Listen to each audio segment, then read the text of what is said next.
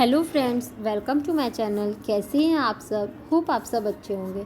जैसा कि आप सबको पता है, हमारी इंडस्ट्रियल रिलेशन की सीरीज़ चल रही है, जिसमें आज हम पढ़ेंगे अपना नेक्स्ट टॉपिक, जो कि फॉर्म्स ऑफ ग्रीवांसेस कितने तरीके के होते हैं।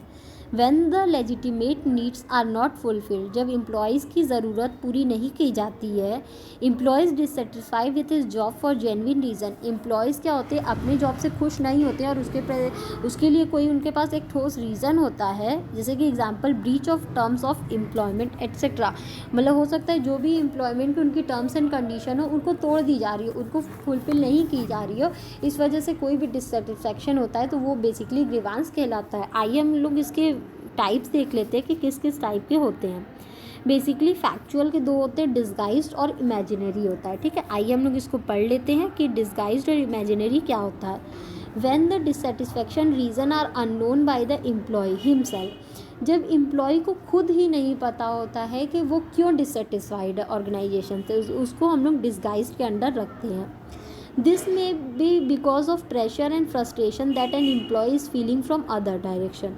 हो सकता है कि उसको किसी तरीके का डिस्ट्रैक्शन हो रहा हो, उसको किसी तरीके का प्रेशर हो, उसके ऊपर किसी तरीके का उसको फ्रस्ट्रेशन हो, इस वजह से उसको पता ही नहीं चल पा रहा हो कि वो क्यों डिससेटिस्फाइड है। The manager have to detect it and solve it by counselling procedure, लेकिन ये मैनेजर की ड्यूटी होती है कि एक ऑर्गेनाइजेशन में वो एम्प्लॉयज़ के डिससेटिस्फेक्शन को, ग्रीवांसेस को समझे और उसको सॉल्व करे। अब जो दूसरा होता है वो हमारा इमेजिनरी होता है। इमेजिनरी ग्रीवांस क्या होता है?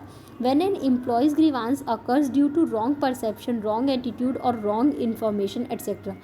जब किसी रॉन्ग परसेप्शन, रॉन्ग एटीट्यूड और रॉन्ग इन्फॉर्मेशन की वजह से एम्प्लॉयज़ के अंदर कोई ग्रीवांस, कोई डिससेटिस्फेक्शन अकर होती है, तो उसी को हम लोग इमेजिनरी बोलते हैं। हो सकता है कोई उनको गलत इन्फॉर्मेशन दे दे, हो सकता है कोई उनको गलत गाइडेंस दे, तो जिस वजह से अगर वर्कर्स के अंदर किसी भी तरीके का डिससेटिस्फेक्शन हो रहा है, तो उसको हम लोग इमेजिनरी ग्रीवांस के अंडर कंसीडर करते हैं। तो बेसिकली ये दो तरीके के होते हैं, डिस्गाइज्ड और आपका इमेजिनरी। होप आपको ये टॉपिक समझ में आया होगा। फिर भी किसी को कहीं कोई भी प्रॉब्लम हो तो आप मुझे कमेंट सेक्शन में कमेंट करके पूछ सकते हैं। Thank you so much. Please like, subscribe and share my channel. किसी को इस सब्जेक्ट या किसी भी सब्जेक्ट के नोट्स चाहिए तो वो मेरा डिस्क्रिप्शन बॉक्स चेक कर सकता है। Thank you.